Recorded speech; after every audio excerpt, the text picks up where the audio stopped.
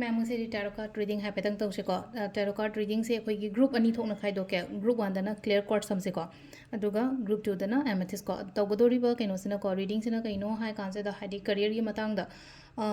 group 1 2 से अमा खनसे को हाइडी क्रिस्टल से एंगोंद ख्वाइदगी हेन अट्रैक्ट तौबा मा हाइ तारे को क्लियर कार्ड्स हाइडी क्लैरिटी लंबी शेंगबा कोटपा अमाइ तरो हाइ तारे को लंबी शेंगबा हागदी ब्लॉकेजेस कुंबा कैगुंबा यामना ले हाइडी क्लियर कार्ड्स एमेथिस वाखन नुंगाइबा कोटपा अदुंबा सु लेरे को सिलाई जो एमेथिस की ओइना काना बा हाइरगदी शांति लेबा कोटपा अदुंबा मैम दको अनि सिगी बेनिफिट्स हो हाइरे अदुगा प्लस को नुंग सिदा अइंगोंदा ख्वाइदगी हेन अट्रैक्ट तौबा नुंग अमा खनसेबा क्लियर कार्ड्स खनसिरा नत्रगा एमेथिस खनसिरा अदो अहानबा को क्लियर कार्ड्स येंगसे को हाइडी करियर की ओइना से लेइसे इन हाइडी क्लियर कार्ड्स लक्थोय को क्लियर कार्ड्स की ओइना करी लाके को हाइडी आइगी लाकदोरिबा करियर से कमाई कमाई तौगदगे हाइडी करियर रीडिंग जनरल रीडिंग ने को ग्रुप 1 टू ग्रुप 2 ओइना खाइदोगा अखोई इपोंग नमे राशि अदुमाइना सेम रे को ओइना वीडियो से को only just group 1 and group 2 को ग्रुप 1 ग्रुप 2 से क्रिस्टल की एनर्जीज ना करी हाइरके हाइ तार अदुमाइ तोर येंगसे हाइडी ngasa ina khaliba se ko clear card से career reading ni ko simple career reading ko general reading ma'am की दमक को अदो अइना निंगिबा आइगी करियर की मतंग द को हाइ तार सिदा लेसे हाइडी विश कुंबदो हाइडी पॉजिटिव अफर्मेशंस अमगल लोइना हाइडी कमेंट सु इथोबो सम आई सिगी जॉब से क्लियर ओइरे नत्रगा हाइडी एग्जाम क्लियर ओइरे आई सी जॉब से फंगे खोले हाइबना चिंगबा हाइडी I am working in this XYZ department or company को अदुमाइ तरो को अदु मसु लेरे को हाइडी करियर सिंग साइगी जॉब खतंगी वासनु ते को बिजनेस के मतंग दसु दुम लोइना कनो तौरे को हाइडी करियर हाइन हान आइगी बिजनेस ओइदोरा आइगी जॉब ओइदोरा कै ओइदोरा को हाइडी करम कान द कमाइ तौगदगे को हापेग येंगसे को फै को से लाइसे लफा से हाइते को से लाई से अखोगी को सुम थबक तानबा हंगांगै कैकी हाइरगदी को हाइडी लाक्तोरिबा 2 इयर्स से याम फगनी को लाक्तोरिबा 2 इयर्स से याम फगनी हजिकसु अदुम हजिकसु पॉजिटिविटी हजिक हौनसु फै को अदुना इन लाक्तोरिबा 2 इयर्स हाइरगदी होरेन हयेंगदगी हौरगा हाइडी कमिंग 2 इयर्स से हाइडी नंगदो स्टेबल ओइबा सक्सेस ओइबा अदुमाइना ने बसेदा लाइसे को अदुगा अमना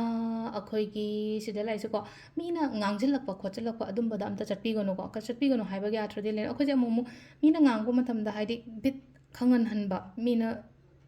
कनोमा अखोइना होना कन्ना होनेना खले अस्कैसु काना दबदा ओइसु ओइरे अदु तौदो सुरपुदी अदु ओइना होनो अदा ओइना होनो काइना हारको खलको मता मैम दो जस्ट अवॉइड इग्नोर लोइना मीना मैनिपुलेट को खलको मैम से हाइ तारे को ngसाइगे एंगोंदा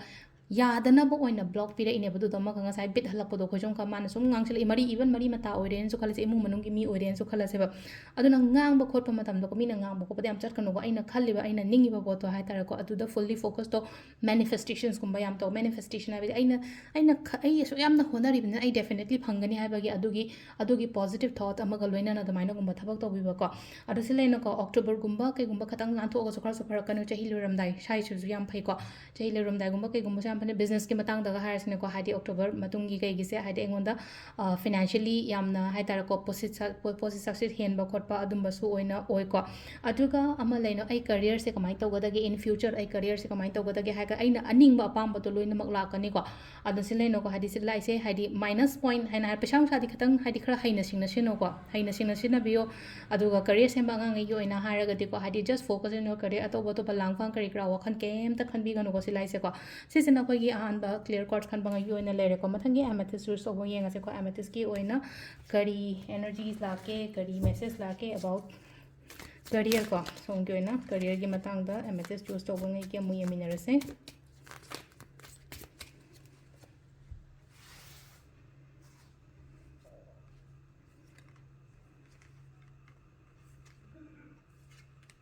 जनरल रीडिंग ने को अदो एमेथिस्ट चूज तो बंग यो इन हारगा सो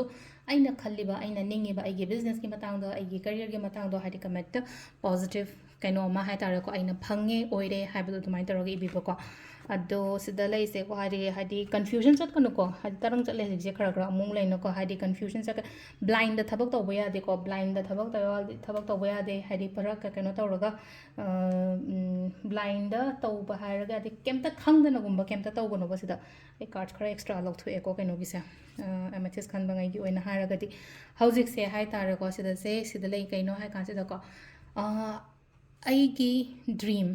ꯗ꯭ꯔꯤꯝ ꯍꯥꯏꯔꯒꯗꯤ ꯑꯩꯅ ꯈꯜꯂꯤꯕ ꯑꯩꯅ ꯅꯤꯡꯉꯤꯕꯁꯤꯗ ꯑꯃꯨꯛꯀ ꯍꯦꯟꯅ ꯑꯇꯦꯟꯁꯟ ꯄꯤꯌꯣꯅ ꯍꯥꯏꯀꯣ ꯍꯧꯖꯤꯛꯁꯦ ꯑꯗꯨꯅ ꯀꯥꯔꯠꯁꯦ ꯈꯤꯇꯪ ꯆꯃꯝꯅꯕ ꯀꯥꯔꯠ ꯈꯔ ꯂꯥꯛꯄꯁꯦ ꯑꯩꯅ ꯑꯅꯤ ꯑꯍꯨꯝꯒ ꯂꯧꯊꯣꯛꯄꯅꯦꯀꯣ ꯂꯧꯊꯣꯛꯄꯁꯨ ꯌꯥꯎꯋꯤ ꯂꯧꯊꯣꯛꯇꯕꯗ ꯃꯤꯒꯤ ꯈꯨꯌꯦꯡꯅꯤꯀꯣ ꯁꯤꯅ ꯑꯩꯒꯤ ꯌꯦꯡꯕ ꯃꯑꯣꯡꯗꯅꯦꯀꯣ ꯑꯗꯨꯝ ꯑꯩꯅ ꯇꯧꯖꯩꯁꯤꯅ ꯑꯗꯣ ꯁꯤ ꯂꯥꯏꯟꯗꯀꯣ ꯍꯥꯏꯗꯤ ꯁꯤꯗ ꯂꯩꯅꯀꯣ ꯑꯩꯅ ꯈꯜꯂꯤꯕ ꯑꯩꯅ ꯅꯤꯡꯉꯤꯕꯗ ꯖꯁ ꯑꯇꯦꯟꯁꯟ ꯐꯖꯅ ꯄꯤꯌꯣꯀꯣ ꯍꯥꯏꯗꯤ ꯊꯕꯛ ꯍꯥꯏꯅ ꯍꯥꯏꯔꯒꯗꯤ ꯄꯩꯈꯥ ꯍꯥꯏꯅ ꯍꯥꯏꯔꯒꯗꯤ ꯑꯗꯨꯗ ꯐꯨꯜꯂꯤ ꯐꯣꯀꯁ ꯇꯧꯔꯒ ꯑꯗꯨꯃꯥꯏꯅꯒꯨꯝꯕ ꯇꯧꯕꯤꯕꯀꯣ ꯍꯥꯏꯒꯅꯣ ꯀꯅꯥꯝꯇꯗ ꯂꯩꯅꯀꯣ ꯑꯩꯅ ꯇꯧꯅꯤꯡꯉꯤꯕ ꯑꯩꯅ ꯅꯤꯡꯉꯤꯕ ꯑꯩꯅ ꯄꯥꯝꯃꯤꯕ ꯃꯌꯥꯝꯗꯣ ꯍꯥꯏꯗꯣꯛꯀꯅꯣ ꯃꯤꯉꯣꯟꯗ ꯍꯥꯏꯗꯣꯛꯄ ꯃꯇꯝꯗ ꯂꯩꯅꯀꯣ ꯍꯥꯏꯗꯤ ꯁꯝꯇꯥꯏꯝ ꯁꯤꯀ꯭ꯔꯦꯇꯤቭ ꯑꯣꯏꯕꯁꯦ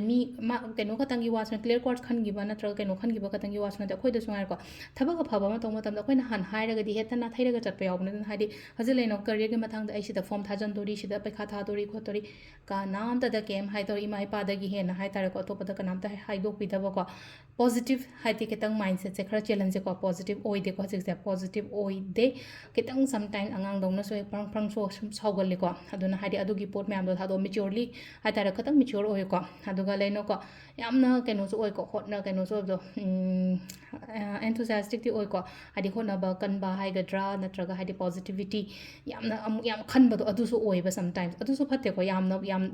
ꯀꯥꯏꯟ ꯑꯣꯐ ꯑꯣꯚꯔ ꯀꯣꯟꯐꯤꯗꯦꯟꯅꯦꯕ ꯑꯗꯨꯗꯣ ꯍꯥꯏꯗꯤ ꯐꯪꯉꯅꯤ ꯌꯥꯔꯅꯤ ꯍꯥꯏꯕꯒꯤ ꯑꯗꯨꯃꯥꯏꯅ ꯇꯧꯔꯒ